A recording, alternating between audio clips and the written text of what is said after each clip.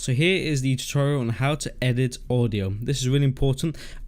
So your audio, there's many things you can do to edit audio. So I'm just going to cut all of these projects here because they're too long. Say we have just this bit. The audio is muted because you're going to hear me speak in this one.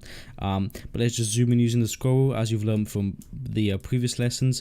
And here, so the way you edit audio in Premiere Pro is really simple. One, if you want to actually mute the audio, you press this button, which is really simple. And if you want to record a voiceover, you would press this button. I do it in Audacity and then import it from there as an MP3, which is easier. But here you have the audio and video. So this is a video track and an audio track, and obviously they're linked together because they're one piece. Usually you'd get them in two. So if you press unlink, this would be a more realistic scenario of what you would get if you filmed just a video. But if you filmed something with a camera, then you'd get this linked together. You can unlink them. That means you can then move it around and have more freedom.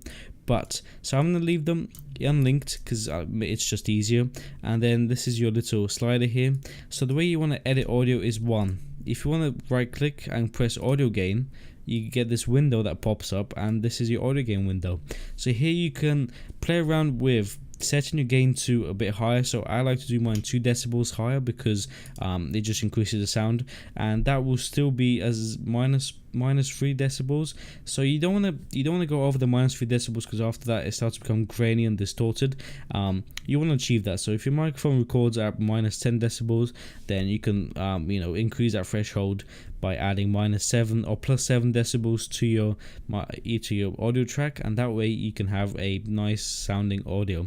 Here you can have normalize all peaks to, or normalize a max peak, which means that the max you want this to hit is minus 3 decibels. What that means then is that whatever spike that is in the actual audio, it will not go more than minus 3, which is really good for not blowing people's ears if they're using headphones.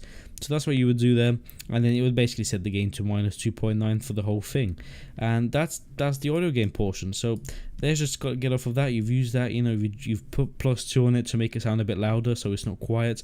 Now say you filmed only one channel, you press audio channels and you get this window. So usually if you filmed in one channel, you would only have this clicked, which means that only the left side, or not even that, you would just have this clicked, which means only the left channel. So if you have headphones, they have 2 cups, you would only hear from the left one.